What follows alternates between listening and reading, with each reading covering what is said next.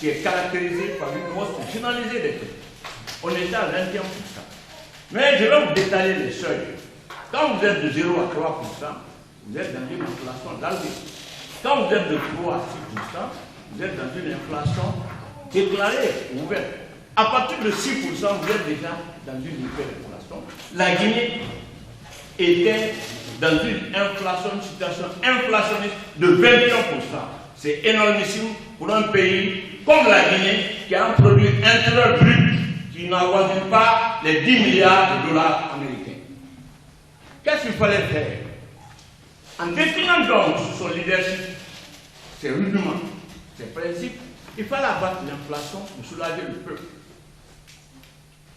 En 2 ans de gestion, 2010-2012, les 25 septembre et le 26 septembre, concomitamment, les conseils d'administration du Fonds et de la Banque mondiale ont donné un satisfecit de bonne conduite, un quitus, un brevet de bonne conduite à la Guinée, avec à la clé l'effacement de la gloire de la dette de 2 milliards sur un stock de 3 milliards.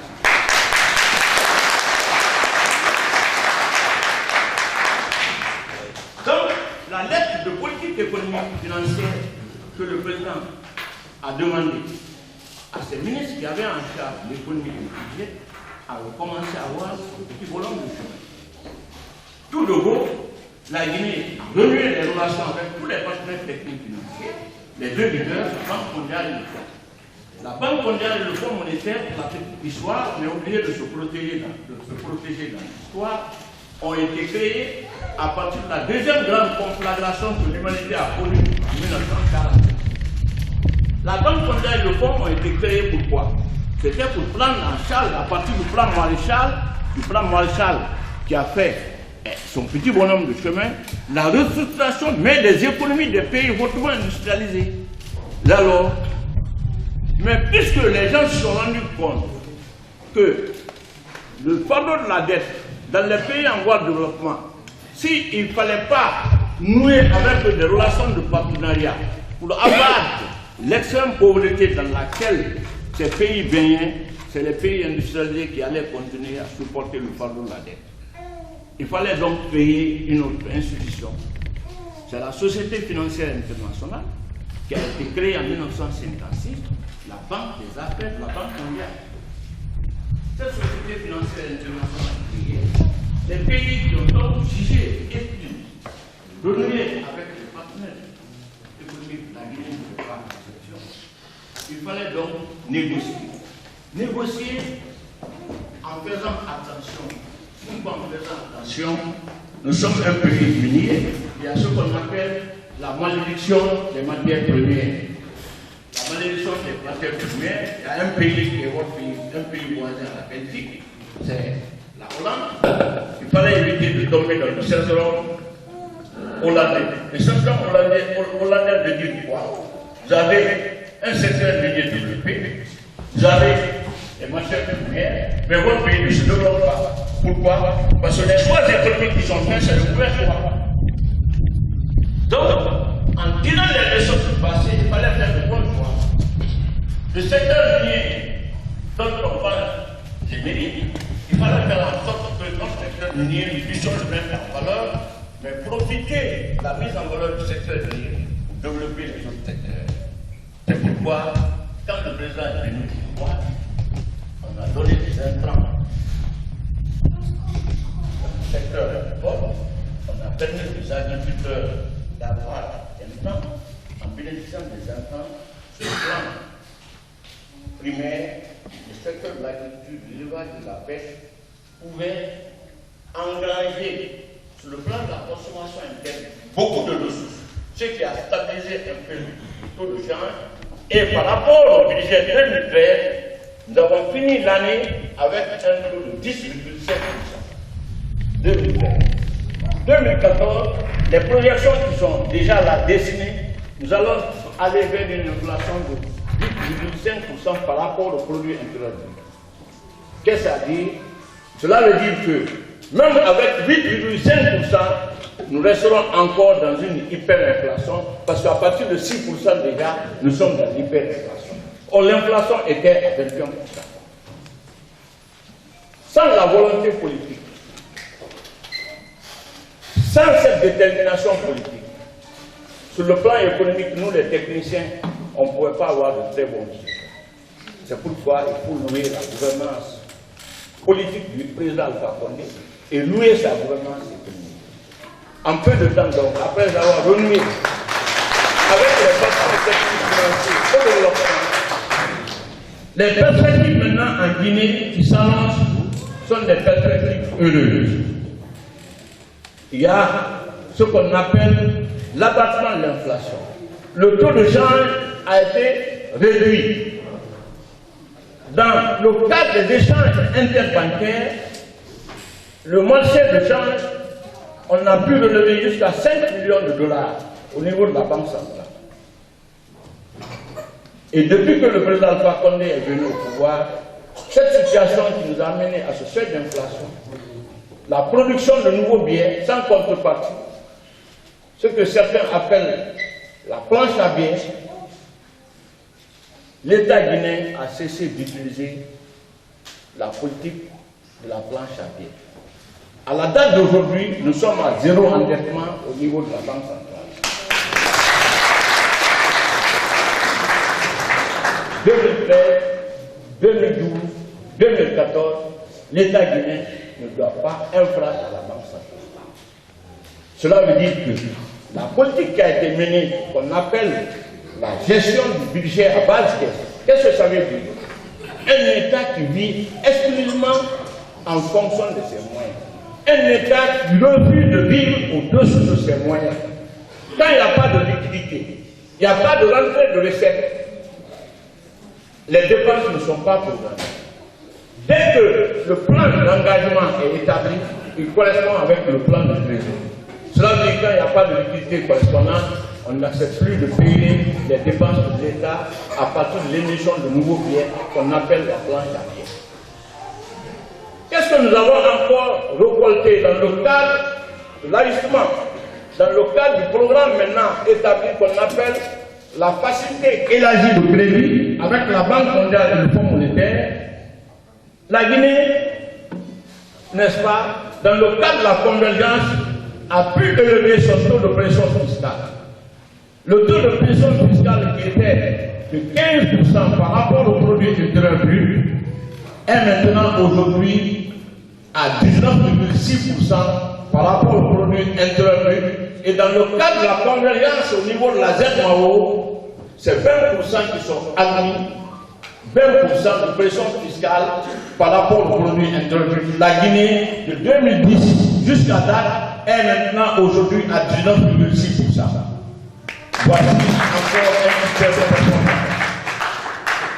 Donc, au niveau des recettes, nous avons noué avec les deux grandes régies, la douane et les impôts, ce qu'on appelle des contrats de performance. Comme ça se fait dans les autres pays. Un seuil est indiqué. Si vous atteignez ce seuil, si on dit que c'est 10%, vous atteignez la barre de 10, vous dépassez 10. Ce qui est au-delà de 10 constitue une performance. Nous faisons un bonus au niveau de ces deux grandes régies. Et à cause de ça, ces deux régies ont continué à travailler d'arrache-pied. La courbe des recettes a été une courbe ascendante. Et à la date d'aujourd'hui, nous sommes à une pression fiscale de 19,6% par rapport au produit intérieur brut. Voici une avancée sous le leadership de la troisième république, sous le leadership du président Alpha Condé. Ensuite, au niveau des recettes, toujours pour aller vers la transparence, et je dis dans le cadre du business doing, le classement de la Guinée parmi dans le peloton des pays pauvres très endettés s'est amélioré de 10 points entre 2010 et 2014. On a gagné 10 points en plus. Donc notre place s'est améliorée de 10 points. Nous avons créé donc, en relation avec nos partenaires techniques financiers, une commission d'appel fiscal. La commission d'appel fiscal, pourquoi? Au niveau des recettes, pour sécuriser les recettes. Quand un contribuable pense que, sur le plan fiscal, à partir de son compte que lui doit faire librement, à partir de ses affaires, si un contribuable se rend compte qu'il est lésé et que l'État l'a surimposé, il peut faire recours à la commission d'appel fiscal, à la tête de laquelle on a mis un juge qui est neutre, une commission neutre, pour que cette commission soit un arbitre entre les contribuables et l'État. C'est la commission d'appel fiscal sur le plan des recettes. Sur le plan des dépenses, il y a eu des améliorations. On a créé tout récemment un organe de régulation des marchés publics. S'agissant des marchés publics, avant que le président Alpha Condé ne vienne au pouvoir, les régimes qui sont succédés avaient bâti des faux marchés, des marchés inactifs qui pouvaient, si on les avait payés, engloutir 3 ans de ressources endogènes. Le président Alpha Condé est venu au pouvoir. Il a demandé qu'une commission soit créée. Cette commission a été créée. Il était question de revoir les anciens marchés faits avant qu'il ne soit au pouvoir. Et au cas par cas, on sériait si le marché qui est fait, le service est fait, on tire ce marché dans le lot et on procède à son paiement. C'était le rôle de cette commission d'arbitrage. Et aujourd'hui, à la date d'aujourd'hui, l'autorité de régulation des marchés publics est créée. La politique des grés à gré, dans le cadre de l'exécution du budget, la politique des grés à gré est bannie. De la phase initiale de l'expression des besoins jusqu'à la phase d'engagement, jusqu'à la phase de l'établissement du dossier d'appel d'offres et jusqu'à la phase de paiement des marchés publics. Aujourd'hui, si la compétition n'est pas ouverte, si ce n'est pas sur la base de la transparence, on ne peut pas avoir accès à un marché de l'État. Ça, c'est une mesure générale. La Guinée était en retard par rapport à cette mesure, et cette mesure aujourd'hui est devenue une réalité probable. C'est pourquoi, à la faveur de l'organisation des indépendances, la fête de l'indépendance dans les différentes préfectures qui sont programmées par région, quand les locaux veulent compétir pour un marché, la compétition est ouverte et la discrimination pour avoir accès au marché de l'État, cette discrimination, elle est mise à plat, elle n'existe plus aujourd'hui. Ça aussi, c'est une avancée, c'est un critère de performance de la gestion depuis 2010 jusqu'à maintenant. Mais qu'est-ce que nous devons retenir? Au-delà de tout cet exercice-là, nous n'avons pas, je dis bien, la prétention de faire une analyse exhaustive de la situation compte tenu du temps. Nous ne voulons pas abuser de vous. Mais qu'est-ce que vous devez retenir? C'est qu'aujourd'hui, la Guinée est devenue fréquentable sur le plan économique. La Banque mondiale de fonds, au-delà de l'abattement de la loi de la dette, on demandait à tous les bailleurs de fonds de venir compétir parce que la Guinée, comme certains pays, est devenu non seulement un pays gouvernable sur le plan, mais il n'y a plus de gaspillage des ressources humaines. Les ressources humaines sont utilisées aujourd'hui à bon escient. Quiconque veut venir investir en Guinée, on a mis en place un code des investissements attractifs. La compétition est ouverte. Et pour la petite histoire, je dois vous dire qu'aujourd'hui, il y a des marchés en Guinée. Aujourd'hui, on ouvre la compétition à l'extérieur. On appelle ça la politique de décloisonnement. La politique de décloisonnement est devenue une réalité aujourd'hui en Guinée. Avant, les marchés s'octroyaient au regard de la tête du client sur la base des intérêts personnels, des intérêts égoïstes. Ça n'est plus, n'est-ce pas, une mise aujourd'hui en Guinée. Nous considérons cela comme un lointain souvenir. Et voilà aussi notre critère de performance dans le cadre de la gestion des finances, dans le cadre de la gestion des finances publiques, mais assorti d'une volonté politique. Au-delà de cela, monsieur, madame, qu'est-ce que nous devons retenir? C'est que le collectif de la réaction du professeur Alpha Condé pense que l'information n'est pas essaimée à tous les niveaux. Il y a un déficit en matière d'information.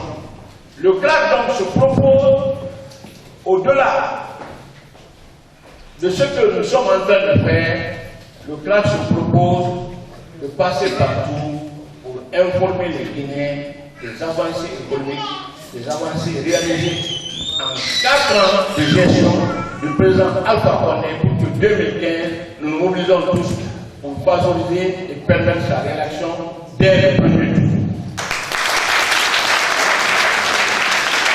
Par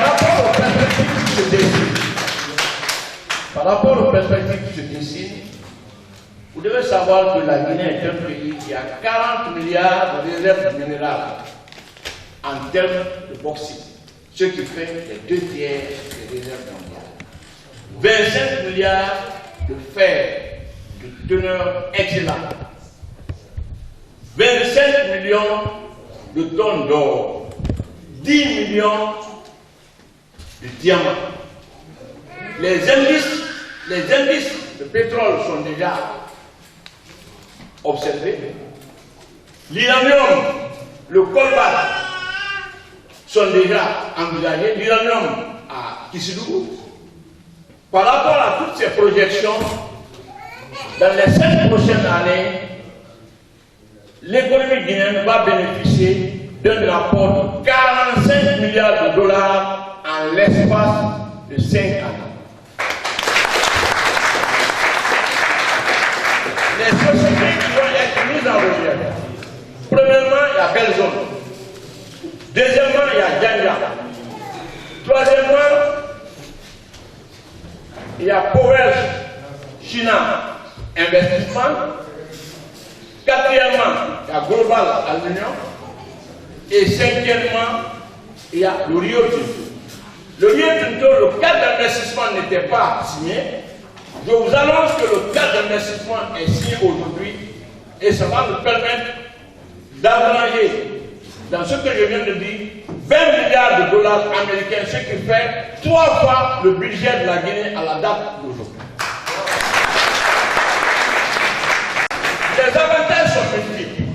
Ça va ouvrir à la phase d'abord de construction, à la phase de construction des emplois directs, à la phase d'exploitation aussi des emplois directs. Donc, cette situation de pauvreté, nous pensons, de pauvreté ambiante, comme on aime à le dire, elle va être un lointain souvenir. Pourquoi? Parce que le pays est fréquentable aujourd'hui. Nous avons la confiance des bailleurs de fonds. L'investissement pour Rio Tinto, je vous annonce, il ne s'agit pas de faire des effets d'annonce. L'investissement de Rio Tinto à 20 milliards, à la date d'aujourd'hui, tous les fonds sont mobilisés et à partir de 2014, les travaux vont commencer. Ces travaux pour Rio Tinto, ça va nous permettre non seulement d'avoir un port minéralier à Porcaria, mais au-delà du port minéralier qui va être à Porcaria, les chemins de fer sur un parcours au moins de 600 ou 650 km, les chemins de fer vont être réhabilités avec cet investissement. L'investissement est déjà obtenu aujourd'hui, il est bouclé.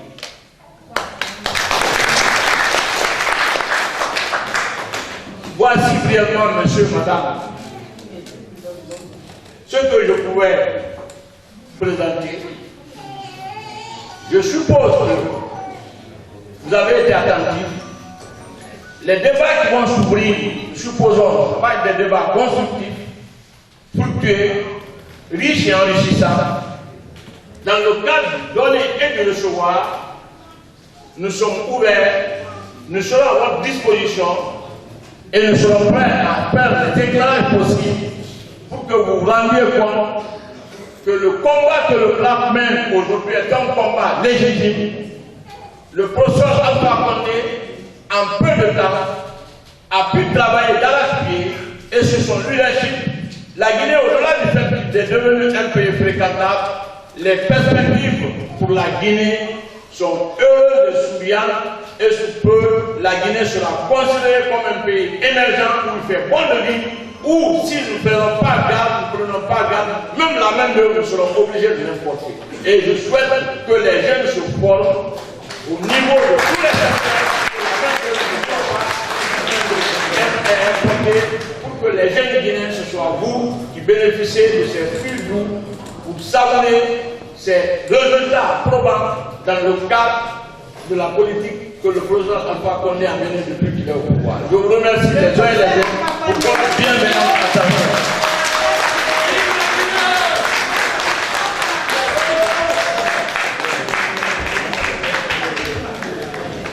sous-estimé dès le départ.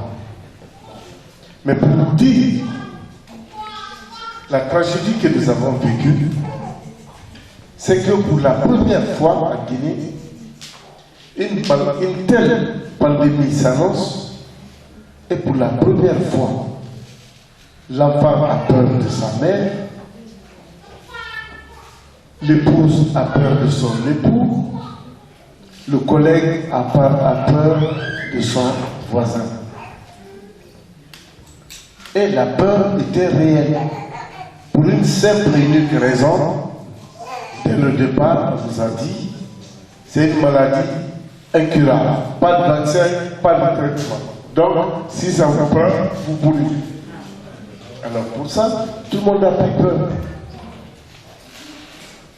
Les foyers qui ont été constatés ont été mis en quarantaine. Les personnes ont été isolées. Et par la grâce de Dieu, beaucoup ont pu s'en sortir. Surtout qu'on ne connaissait rien de la terrible maladie. Ces dispositions ont permis à la Guinée d'endiguer le fléau au niveau de certaines zones, notamment en Guinée forestière. Mais pendant ce temps, tous les pays qui nous entouraient n'avaient pas pris les mêmes dispositions. Et c'est au moment où la Guinée pensait avoir presque vaincu la terrible maladie que surgissent de nouveaux cas et des morts en centaines au Libéria et en Sierra Leone. Si vous avez remarqué, notre pays a mis du temps avant de fermer ses frontières avec le Libéria et la Sierra Leone. Même la petite Guinée-Bissau a fermé ses frontières avec la Guinée. Alors, puisque au départ, les malades du Libéria et de la Sierra Leone n'avaient pas fait l'objet d'isolement tel que ça a été fait en Guinée, la pandémie a pu se répandre facilement. Mais la Guinée, toujours dans son éthique internationaliste, hérité de la Première République, est restée très coopérative et très ouverte. Nous n'avons pas fermé nos frontières. Et les malades du Libéria, de la Sierra Leone, sont encore revenus en Guinée. Et chacun de vous a pu voir les images terribles, réellement, à travers les télévisions. Mais jamais un seul jour, quelqu'un n'est tombé dans la rue et mourir par suite de la maladie d'Ebola. Tous ceux qui en sont morts à l'hôpital.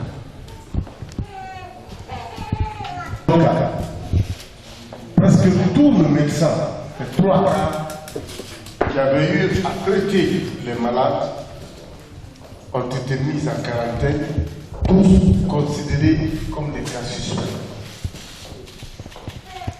Sur plus de la vingtaine de médecins, il n'y en a pas eu plus de 2 qui en sont morts, maximum 3.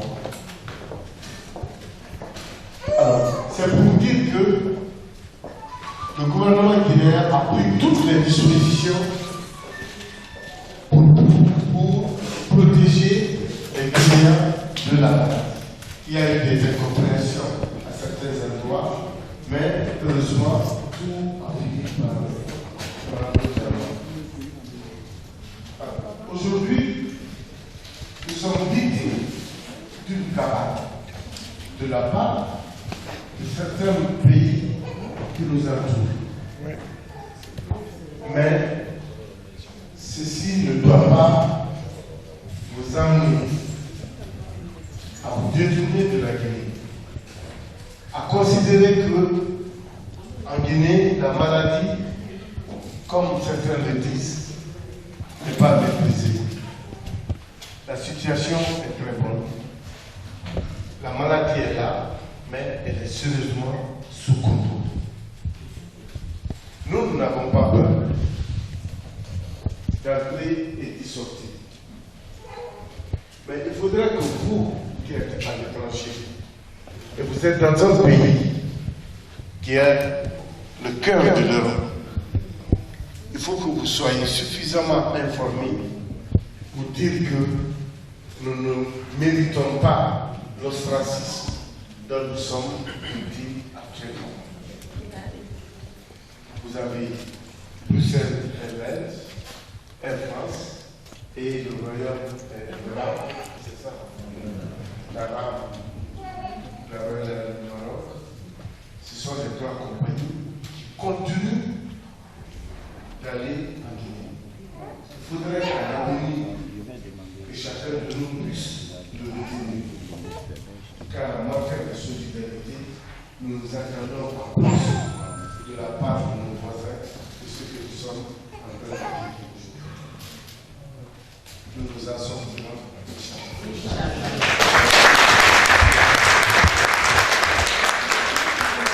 Ensuite, nous avons le bonheur de vous annoncer que les travaux de Kalenda, qui est l'un des plus grands barrages que la Guinée ait construit, avancent très bien. Les pylônes sont déjà arrivés presque en ville. Et les premières turbines seront lancées au plus tard le 15 mai. Par la grâce de Dieu, d'ici le 15 mai, nous avons les 80 premiers mégawatts qui seront lancés. Et à la fin du mois d'août, je crois que le bassin sera à 100% fonctionnel. Et de la basse Guinée jusqu'au Fouta, Jalon, l'électricité désormais sera permanente. L'argent qui a été trouvé pour construire ce barrage, cet argent, je le dis sous le contrôle du chef de cabinet du ministère des Finances, c'est notre propre budget, le BND. L'argent a été trouvé en Guinée. Les 700 millions de dollars que le président de la République a pu négocier avec Rio Tinto, c'est dans ça qu'il a ponctionné une partie pour nous construire le barrage.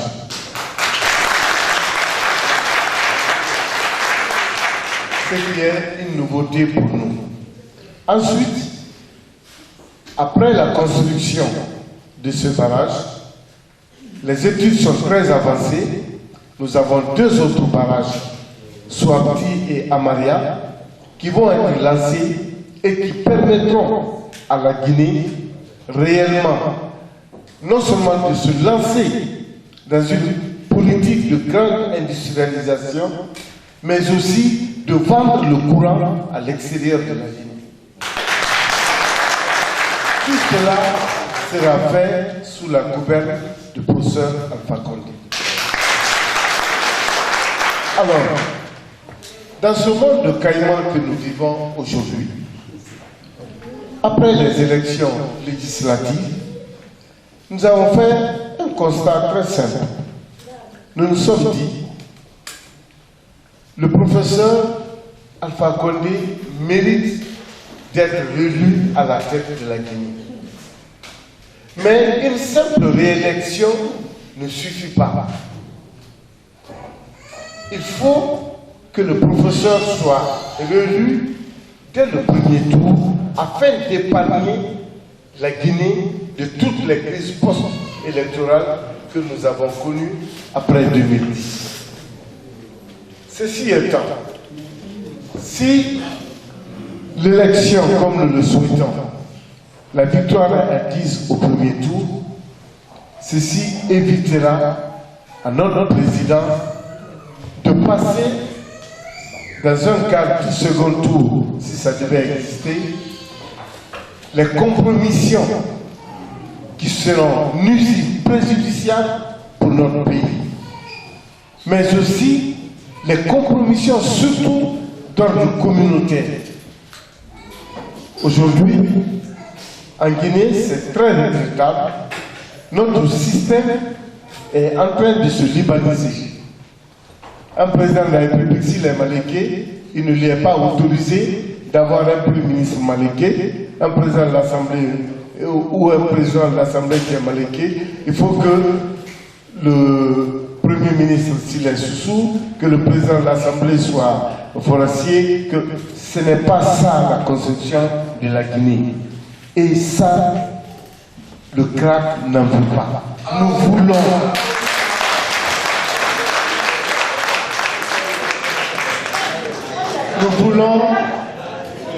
Nous voulons construire une nation.